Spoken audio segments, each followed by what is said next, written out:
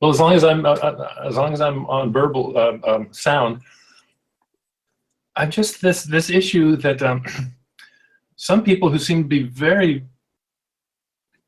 clever, very not clever, maybe clever, very wise otherwise, say don't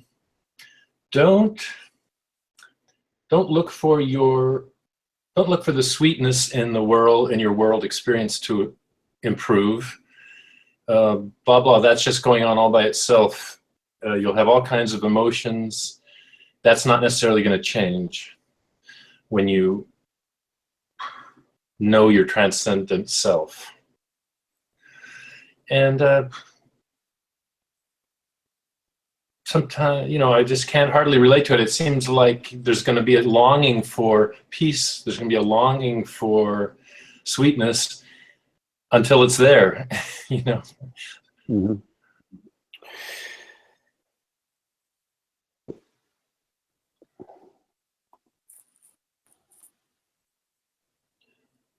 Longing for the sweetness in the world. Mm-hmm. Long for sweetness. Mm-hmm. Right. Rather than longing for happiness.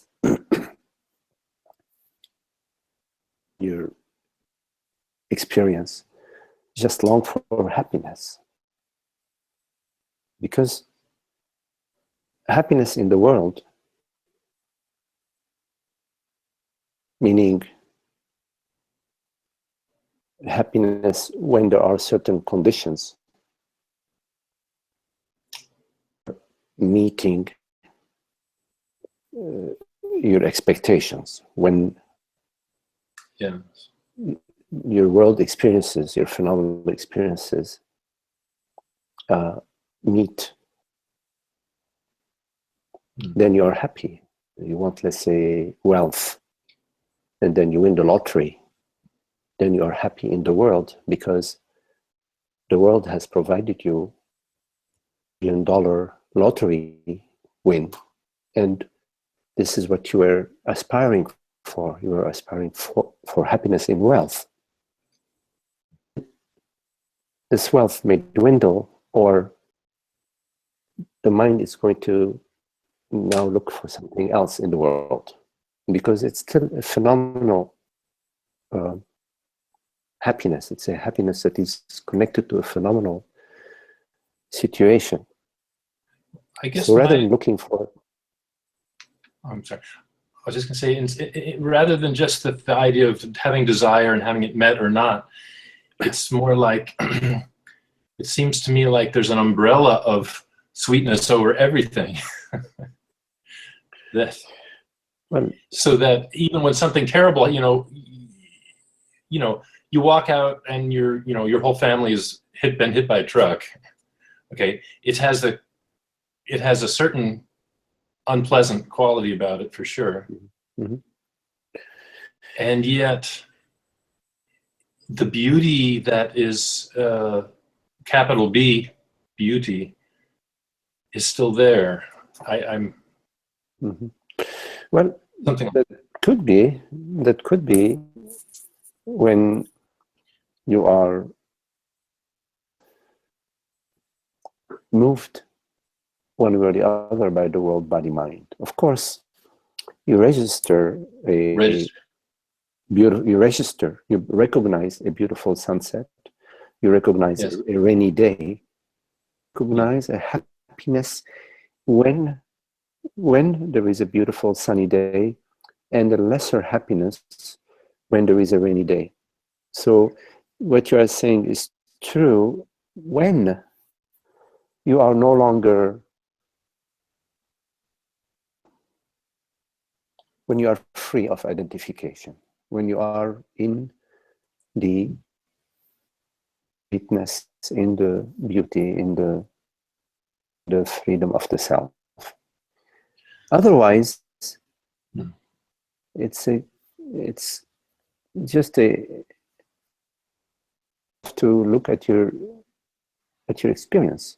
And that's what really matters. It's not about formulating in correct Advaitic formula, the correct adviting. It's about the correct experience, coming to the experience of causeless freedom and joy. Then, as you say, of course, there is a certain sadness when you lose a dear one. Happiness. There's a difference between a sadness and unhappiness. So there is an unhappiness when the promotion you were hoping for goes to the fellow in the next office to yours. There isn't an unhappiness. There is a, oh, you know, gee, it didn't work out. Okay, and then it's gone, you see. So it's true what you are saying when it's true, when it's actually your experience. I guess the issue here that I'm bringing up is in what you are talking about. A lot of times, it's like you can use how you're experiencing things, the emotional tone of your sort of experience, as a gauge for, am I identifying with body mind or not, and then so that seems like a real somewhat unique these days in the in the teaching world, to use how you're feeling as the gauge. But I always have. I don't really see an authentic way around it.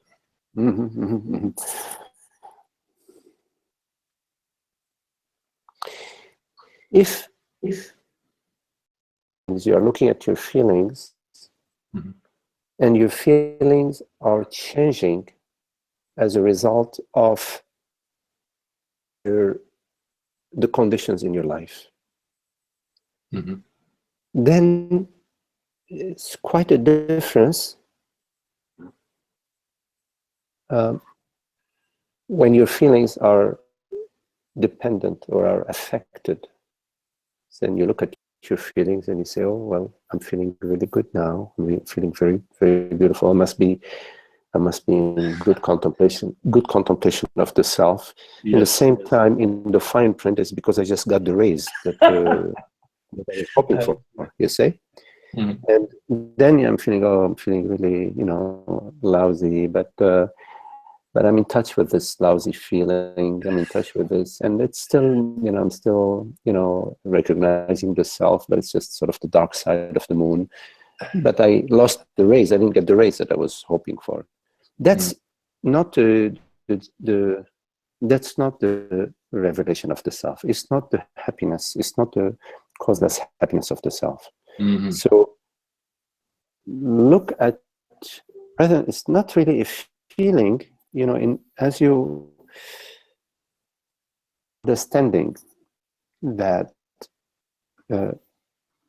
I am this borderless aware presence, and that this borderless aware presence is universal. It's not a personal. It's not personal. As that understanding ripens, your previous beliefs that the reality, there is an external reality, world, body, mind, that impression becomes opaque. It becomes more and more transparent and dissolves. Then that you are no longer experiencing the opacity, physicality of the angst of mortality, sense of lack, and this energy of the seeking, this emptiness that I need to fill with something. You're no longer experiencing that. So you can look at that, look at how your experience is. It's an experience of peace. I wouldn't use the word feeling, but okay, if you want to use the word feeling, you could say it's a feeling of peace, but it's feeling. I use the term feeling in a very specific way. I use the term feeling in me There is a me story Mm. that is attached to a certain sensation. So I'm feeling good, I'm feeling bad, I'm feeling this, I'm feeling that. This is a me story that there is a me associated with the sensation. So I don't use the term feeling in referring to sense of being, of peace, of causeless I happiness. see. So, but you may recognize that the events in your life they no longer have edges to them. They no longer prick you. They're smooth, they're easy. They're a little here and there, but overall it's 99% bliss and peace. And so yes, you could say that the experience in my life feels good or is happy. That happiness in the world that you experience is like the shining light of the happiness of consciousness onto everything. Mm-hmm. There is no longer me impression that is constantly needing something, needing salvation. It's no longer there. When it's no longer there, the world, body, mind, which is nothing else, manifesting as that, is the expression, consciousness, void of unhappiness. Mm-hmm.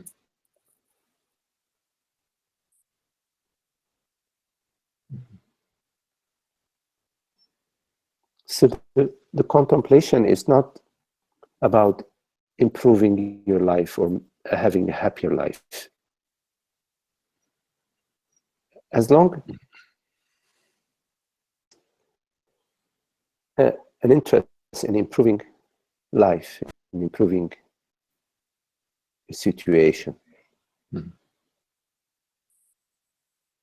that's where your happiness resides. Mm-hmm. You are moving deeper and deeper into the me impression, which is a sense of being a separate, isolated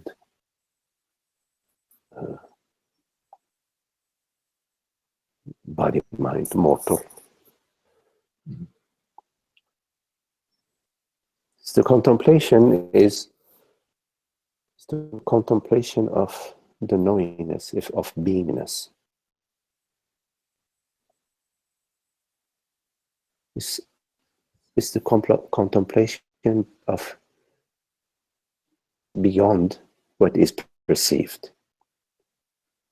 Mm-hmm. But what is beyond what is perceived is not beyond it in that it's like it's on the other side of it or farther from it. It is, I'll say it's ahead of it, but it's in reality it's neither ahead nor beyond. It's just a way of talking. It's the contemplation of that to which all phenomenal impressions arise. Mm-hmm. Consciousness, the reality that perceives right now. Mm-hmm. Right. So I think what I'm getting from your answer is if there's a looking to the specifics to have a a happiness giving quality, that's not it. Yes. And yet a happiness is a global happiness is bound to come with awareness, with with successful contemplation. Yeah, the happiness is our true nature. It's the absolute. It's absolute. freedom, joy, peace are absolute. They have no opposite. No opposite. It's the wholeness of being. It's divine intelligence, divine being, the oneness of being. So happiness is the complete absence, any sense of angst or any sense of seeking or sense of lack of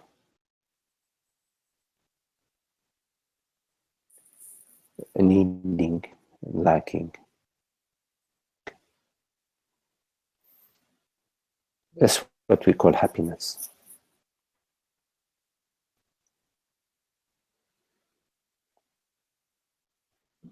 Peace, and in the world is joy, the sense of wonder, of contemplation, into the bliss of the self. And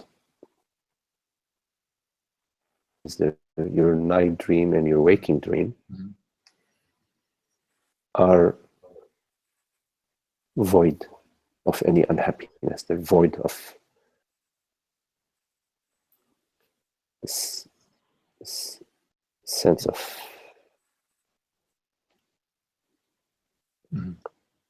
and it's a peace in the mind and transparency of the body. The concern about happiness in the world has a me quality to it. You have to, there is somebody lurking in the background. Interest is a begging bowl. And then you're bound by that. You're bound by sense of incompleteness in the mind. This the begging mind. Until you see it, an impression that is the result of your misunderstanding, not mistaking yourself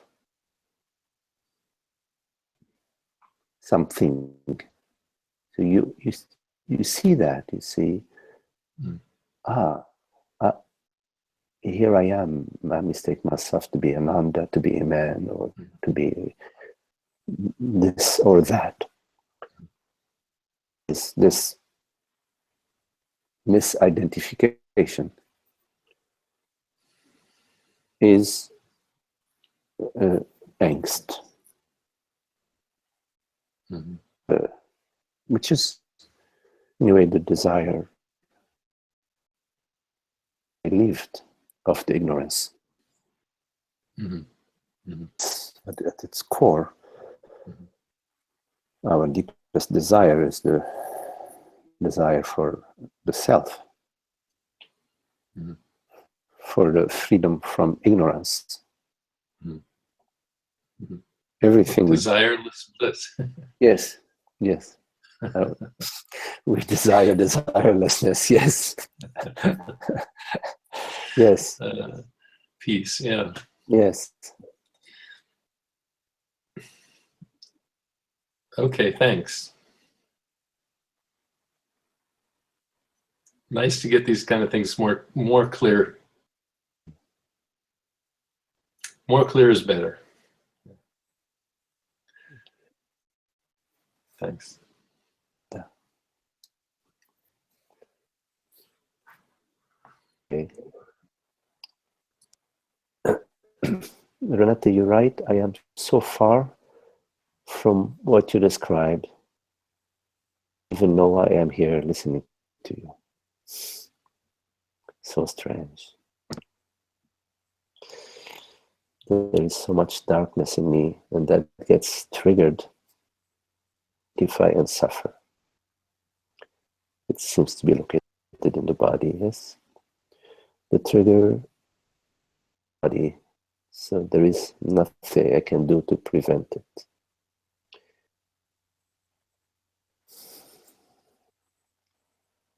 I have been experiencing this the last week, and it's like I'm split through because I mean it's got to do with relationship and stuff like this, and I see clearly that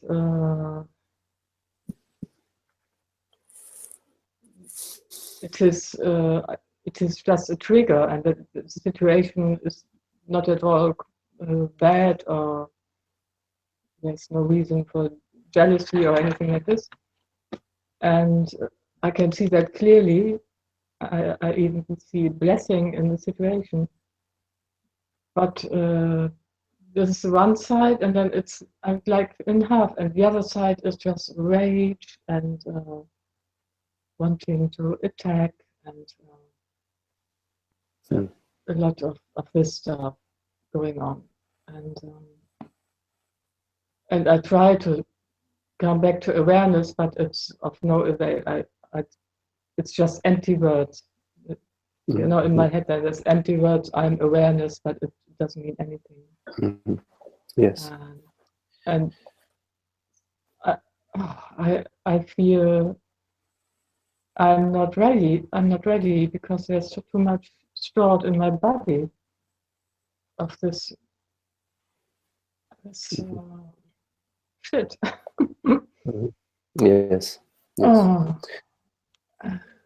And then suddenly, like somebody puts the light out, suddenly it drops, and then I kind of awake from the nightmare.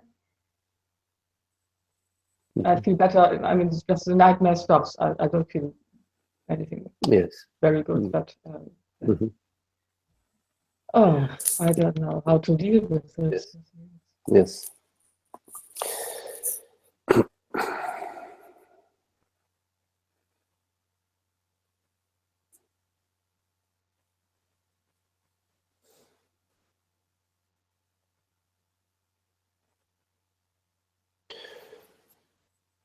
You know, Renate, when an iceberg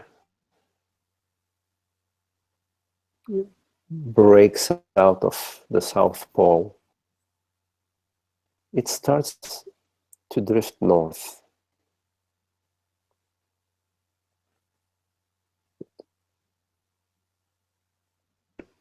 As it drifts north, it meets warmer water. But still the iceberg is massive. Inevitable for it to drift north once it breaks up off the South Pole. And as it's drifting north, it melts slowly, it melts. And at some point in time, it merges in the liquid form in the ocean. It's the same with insights in the self. They're like a break, like the iceberg breaking from the South Pole. But it doesn't mean that it's dissolved. What it means is to dissolving. Of course, it's a metaphor. in the case of the non-dual teaching,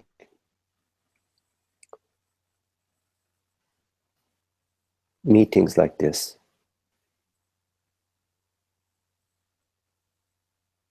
is the radiance of the self. It's like the heat of the sun that shines onto the iceberg and melts it. It helps it to return to the ocean.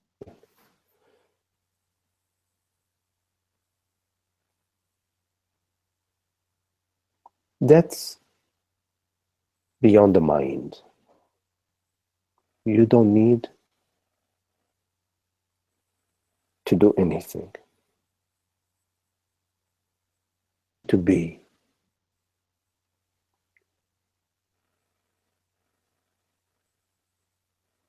You already are.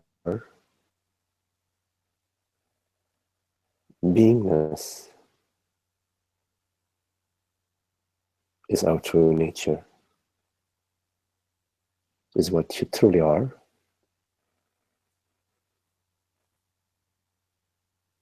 Of course, the Renate character is downstream from the primacy of being. You don't need to do anything. It gets done for you, via you, through you. It gets done. Having said that, there is also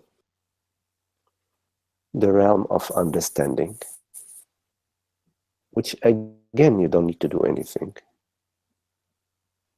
because understanding follows your interest. Your interest,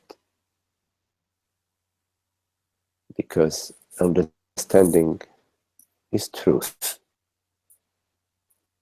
and misunderstandings are beliefs in truth. Is dear to you. Happiness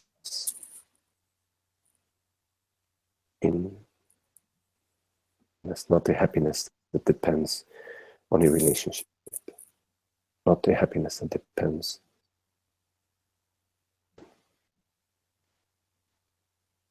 not a happiness that you have to hold on to.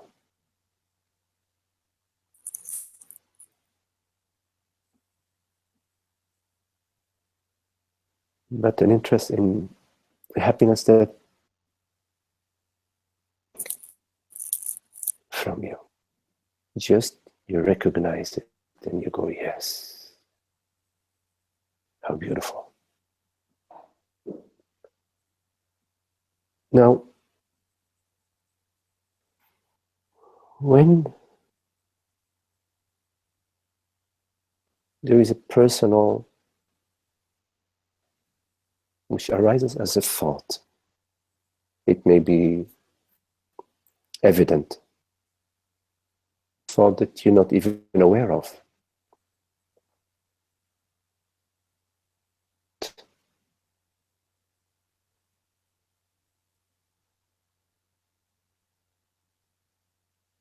Promises you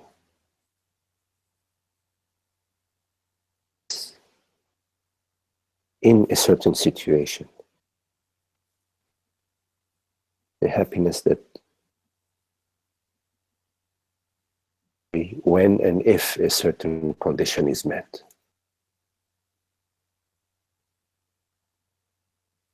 When such thoughts arise, there is a previous thought. The previous thought that we are most often not aware of is I am Renate, or I am Megdi, or I am this man or woman, I am a person.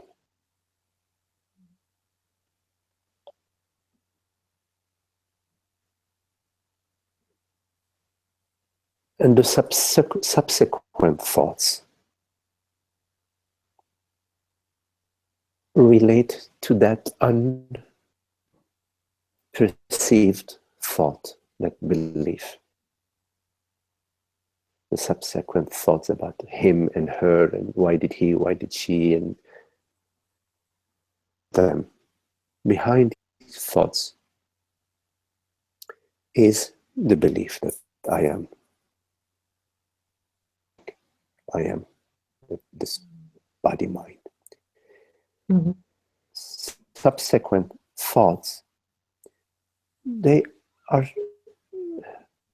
trying to distract you from noticing the primary. In Christianity, they use the term I think. Original sin, the original sin.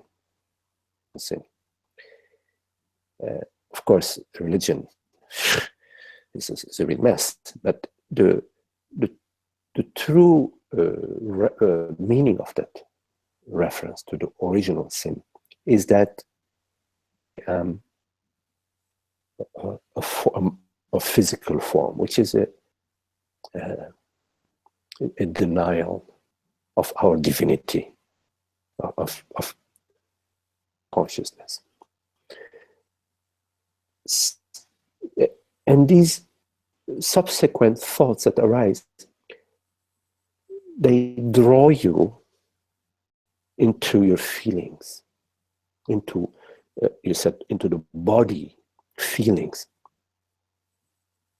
That's how these thoughts are able to looking away from noticing your original assumption, your belief. Very good tricksters, because the body is the closest phenomenal experience we have than the thoughts. The thoughts are slightly more distant. You experience a toothache, or experience a belly ache, or experience in your body that phenomenal experience closer than the thought, oh, I am depressed. You feel it, and then you say, I'm depressed. So the question, which is of course quite a challenge it may seem, but then you turn out, it becomes clear to you in time that it's not such a big challenge once you get the understanding that this entire realm of feelings that you're experiencing, the body, are veils to keep you distracted from noticing that rather than being, you are now a mortal person, a body-mind. So you go to your experience not to the thought, to your experience right now of presence, of beingness.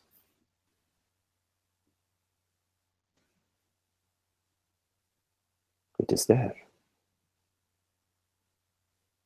effortlessly. Need to like that. You just notice this aware presence right now. That is sufficient, because this awareness, this presence, this beingness, I am, and has no name. has no gender. It has no phenomenal form, no problems, no issues, doesn't belong. It's centerless. It has no center. It's beingness. It's inherent peace. You don't need to make it peaceful. The bliss of the self, beingness, peace, and love and beauty. You look, this very moment, this wonder, such beauty, such delight, and it's so simple. It has no time in it. There's no. It's complete free, completely freedom of being. Always there, always. Okay, so yes, we forget it and we get into the feelings. It's not such a big deal, because never we are anything else but beingness. Never, ever. Else but that. So this recognition deepens. You don't need to worry about it. It's like the image I was about the iceberg I shared before. It's inevitable.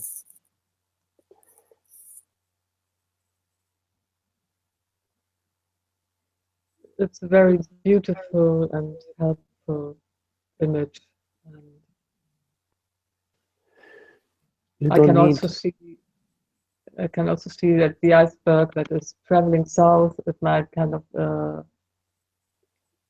split in half, you know?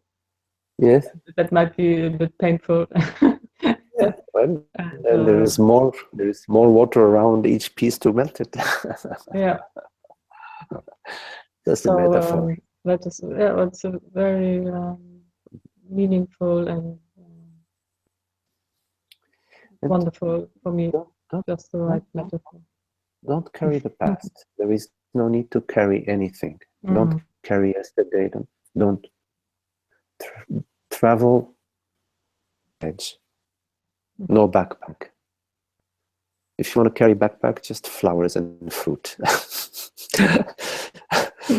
But no backpack. Jokes, for people here, they say the jokes. No, carry anything. It's dissolved. The ice dissolves as it's traveling into the ocean. Yes. Thank you, Martin. Yes, beautiful. Nice to see you, Renate. Yeah. I will drop out soon because it's bedtime here. But, oh, okay. Nice to see you, Renate. Enjoy you. Yeah. Okay. Thank you. Bye.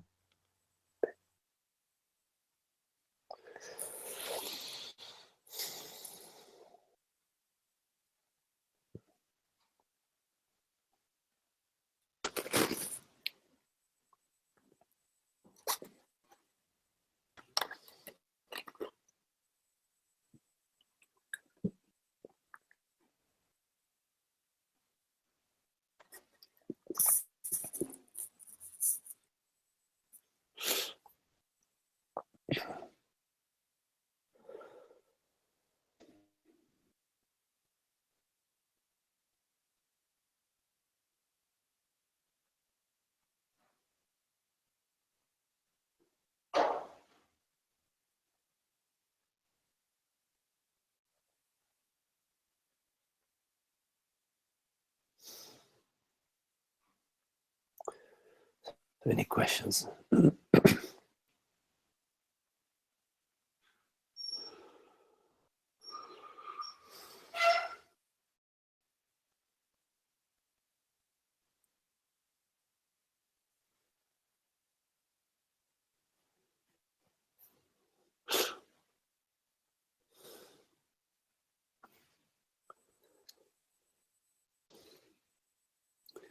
Hello, Rhonda.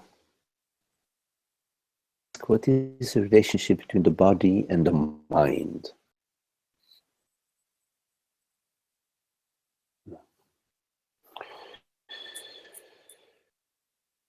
So, before we answer this question, part of answering this question is to look into what do we mean by body and what do we mean by mind.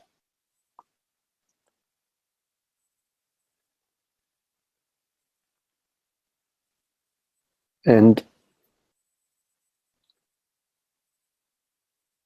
in order to simplify this question, we are going to go to our experience and our experience of the mind. So when body,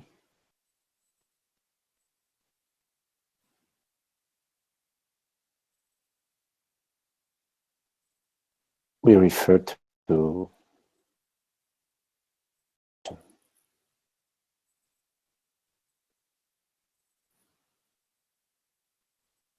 we also refer to some ideas, some thoughts about the body. Meaning images, mental.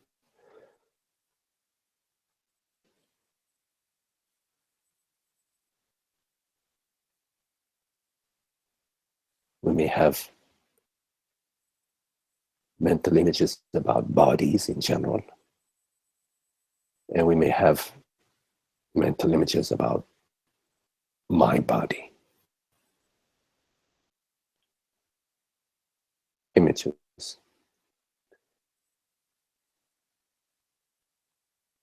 And also we experience the body set of perceptions. Like when you perceive the mirror, or when you look at your hand or your leg.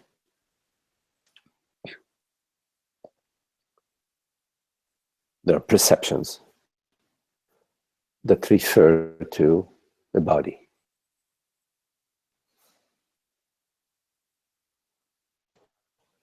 When you say the body, what are you talking about? We're talking about a series of sensations that are changing.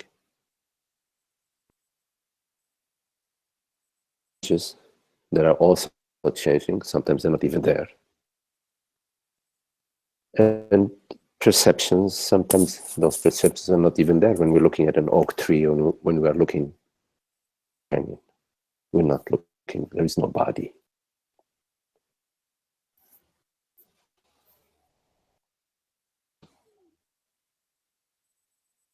That's in its purest way, let's say, our experience of the body. But there's also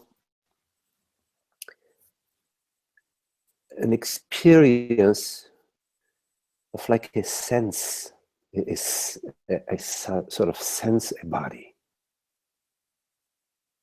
This sense of the body is not really a sensory experience to me. There is a sense of me,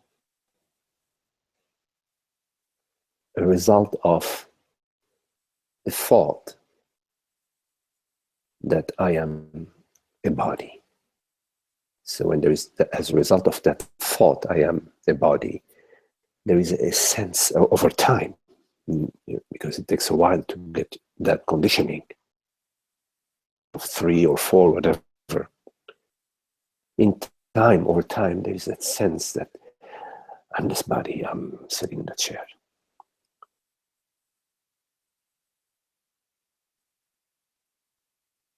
Experience of the body, when we say body, we're talking about or experiencing bodily sensations, thoughts, images, and perceptions. Now, when we talk about mind, usually in our most common way of talking about mind, we refer to thoughts.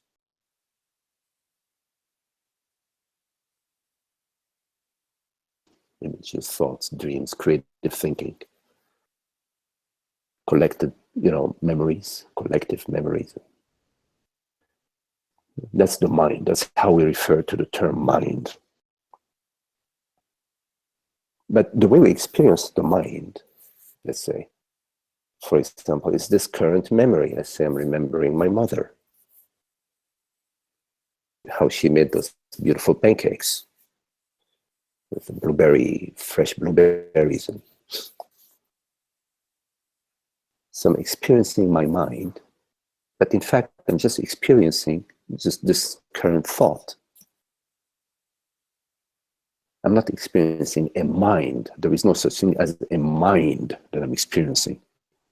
Current thought. The next thought may be, she had loved to listen to Beethoven's symphony.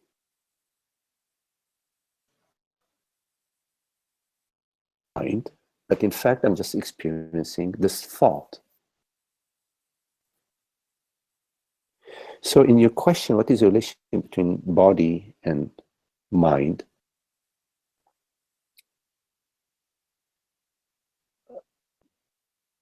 Our experience of the body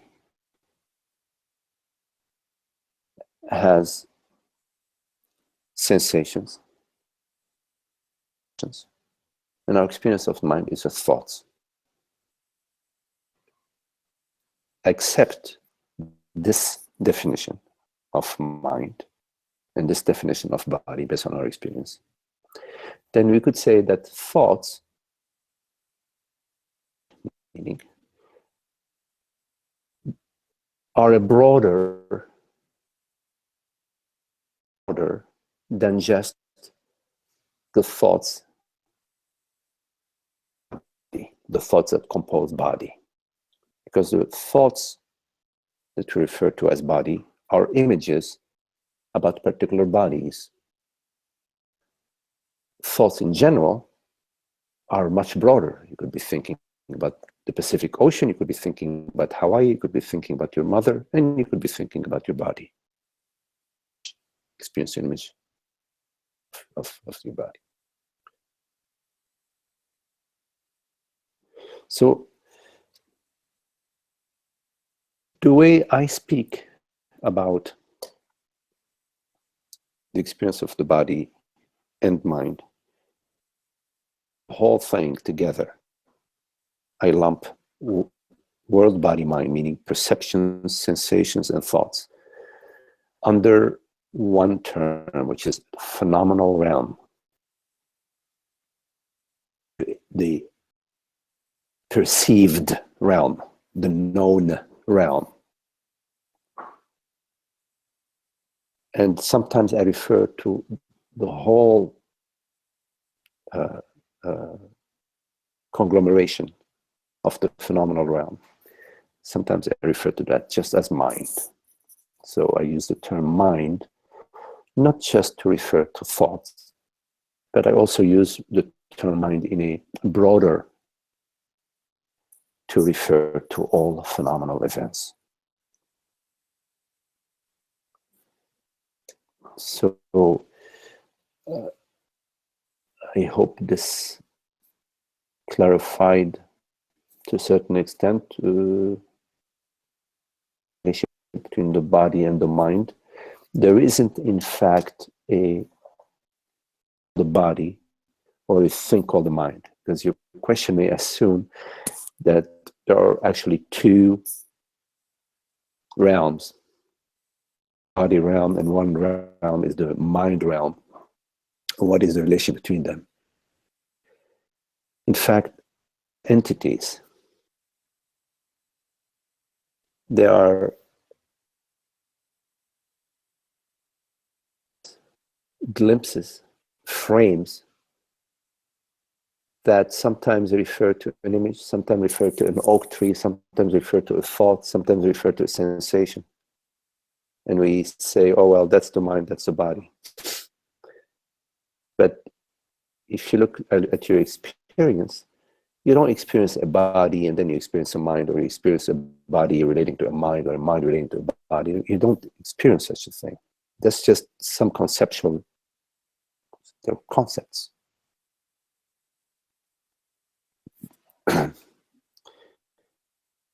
Now, since this is a non-duality satsang, I have to bring in that the phenomenal realm, perceptions, sensations, thoughts about you, meaning about the body, or thoughts about Canada, bodily sensations, perceptions, whether you're perceiving your hand or you're perceiving an oak tree, that all these are images on a screen.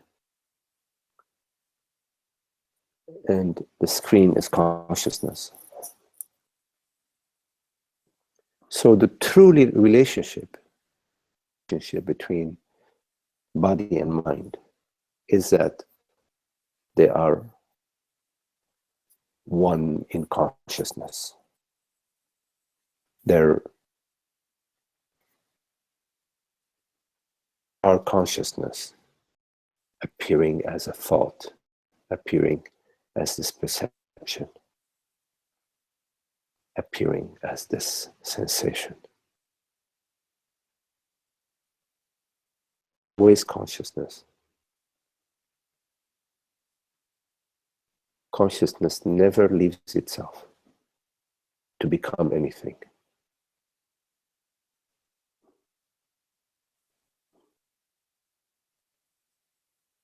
There is nowhere for consciousness to go. Everywhere is consciousness. There is no everything and no everywhere.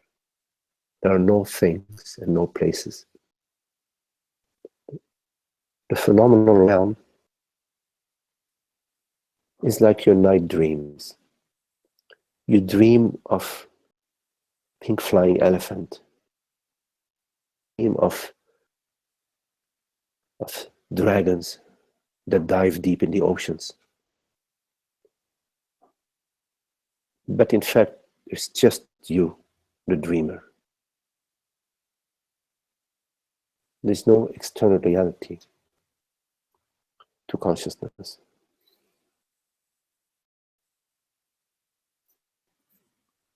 Does that mean that when the body is relaxed, the mind is relaxed?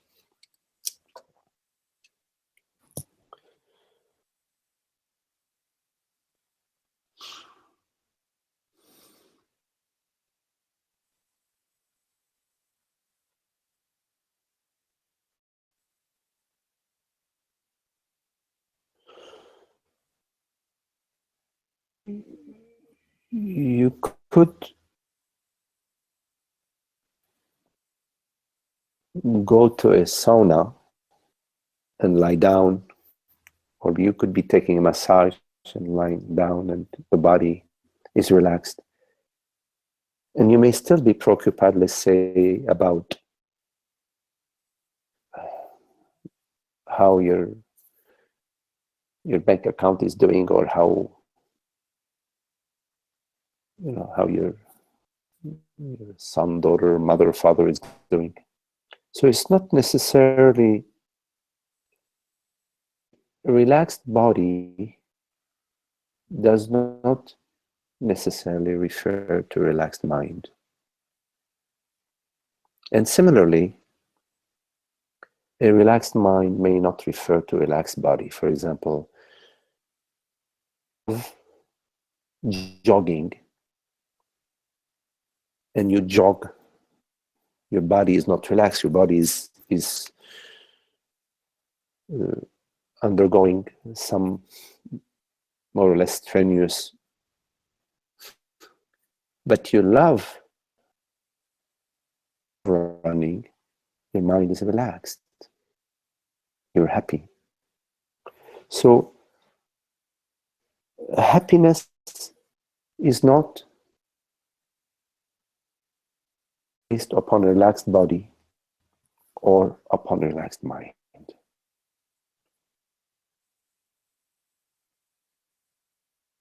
Yes.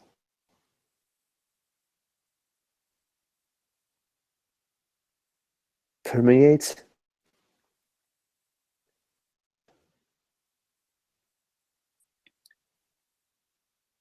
relaxes the body mind, but is not the result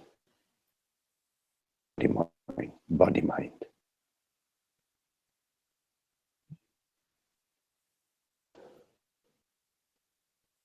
Be on a vacation, relaxed, everybody is with whatever you need, and your mind is relaxed too, and all is well. And then somebody says, gee, I don't like where you parked your car, or something. You parked your car next to my car, and you're too close to my car. And now your happiness is gone. See?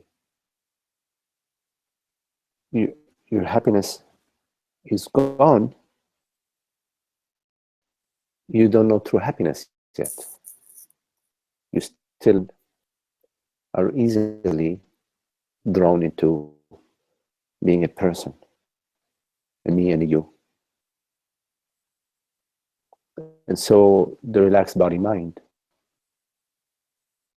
everything was okay, but a moment later the condition changed and the happiness is gone. But once you know happiness, you know true happiness, then the body mind is relaxed and cannot be by phenomenal events, by a war, by a loss, by the stock market collapsing, by somebody denting your car. The body mind will not be thrown into unhappiness. It will deal with the situation, because every situation requires a certain body-mind response, but it will not experience unhappiness. Because you know the beyond, you know the reality of the self. Happiness is no longer leaving you. You no longer mistake yourself.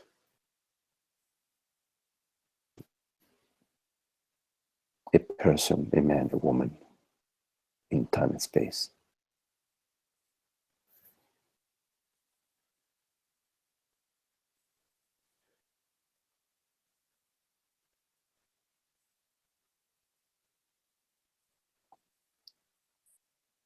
So that is my answer to your question.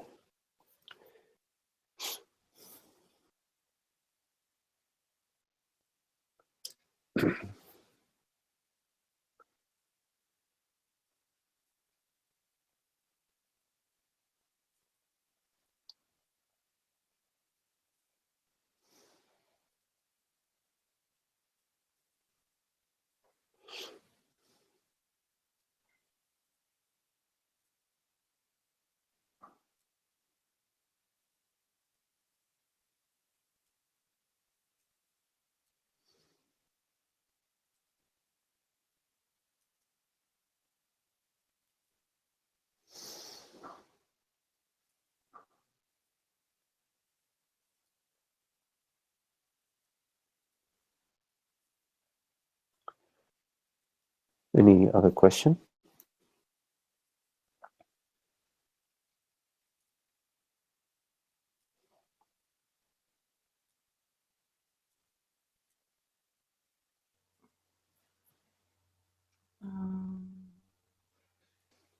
I want to.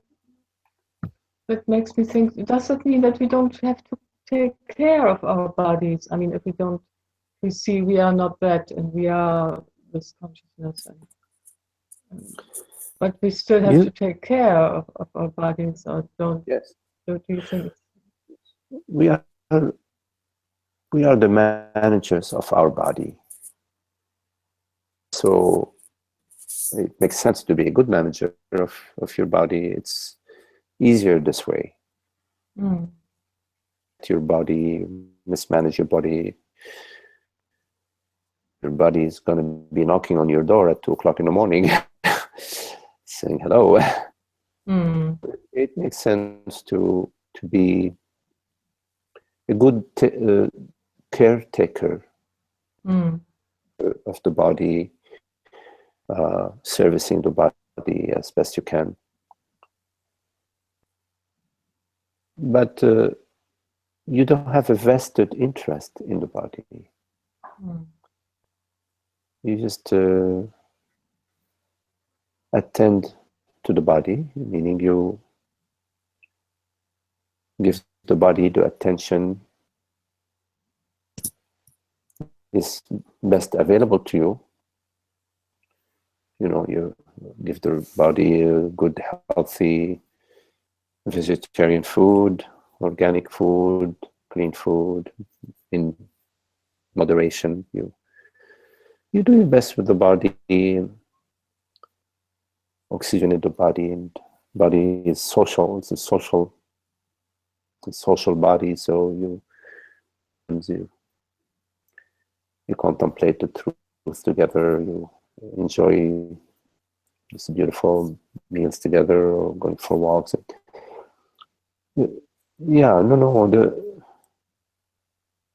There is no implication whatsoever that when you are not identified with the body, that means you neglect the body. No. You are not identified with your shoes, but yet you keep them away from the mud, you clean them. You're not identified with your car, but yet you make sure you put the oil change in it. Well, some people are identified with their cars, especially. I'm talking in general, you know. You're not identified with the table, but so not being identified with the body does not imply to have a disregard for the body. You will not enjoy that. You will not enjoy that. Thanks the for the problem reassurance. is, yeah, oh, absolutely. Sometimes we believe that, well, to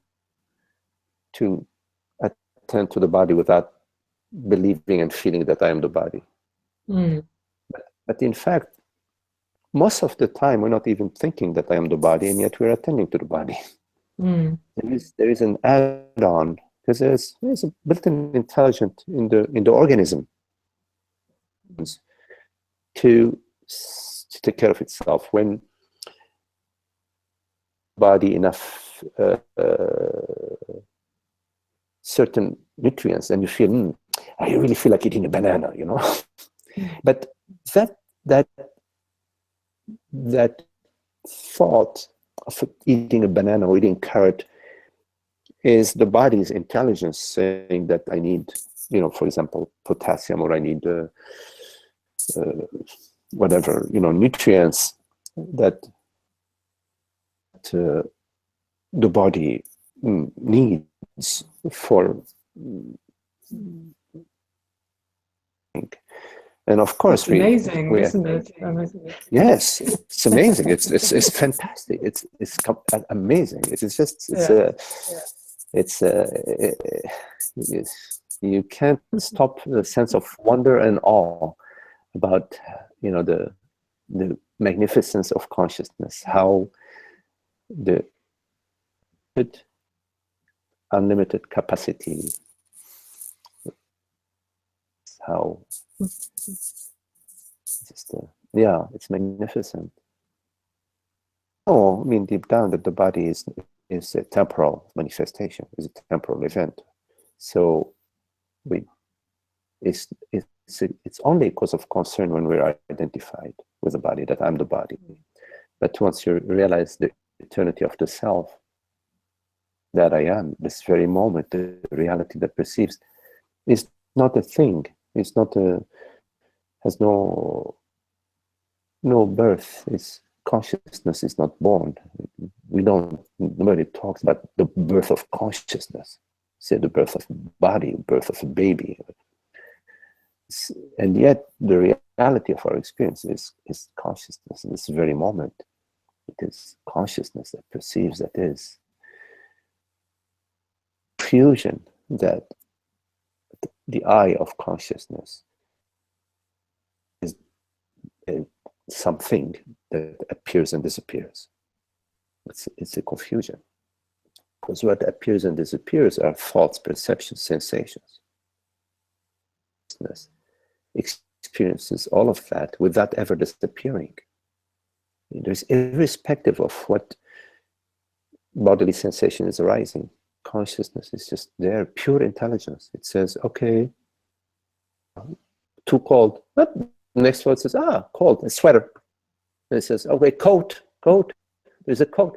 Oh, closet, upstairs, closet. Oh, upstairs. Up the stairs, the closet. To the right, to the left. Open. Here's the coat. All of that. You say, I feel good now. I feel good. Tea. Oh yeah, a cup of tea. It's just celebrating.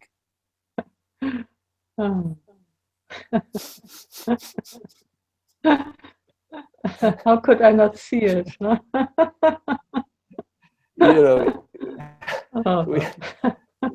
We don't recognize the elephant in the room. We don't recognize the elephant in the room. Consciousness. It's me. I'm thinking this. Why didn't I think of that?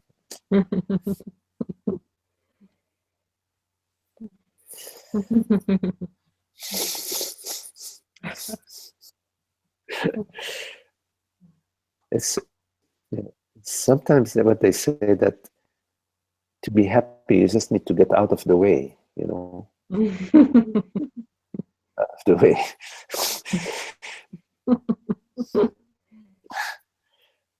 Oh, that's true. There's also the recognition that there is this consciousness is like this omnipotent, omniscient. This. Mm. We are that. Yes, we are that because this thought. Oh, it's cold. I get a coat to be warm. That arises out of the self. It arises right here out of its consciousness that takes on this form. And consciousness not some magical thing. Consciousness is the reality that perceives right now, the I, the true I. I am. I.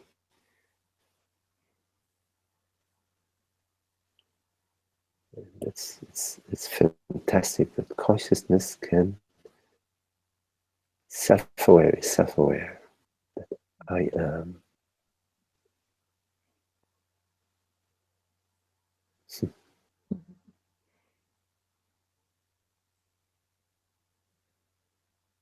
Yeah. Well, okay, thank you very much, all of you, for your very lovely presence and friendship and love. And we'll meet next week, yes?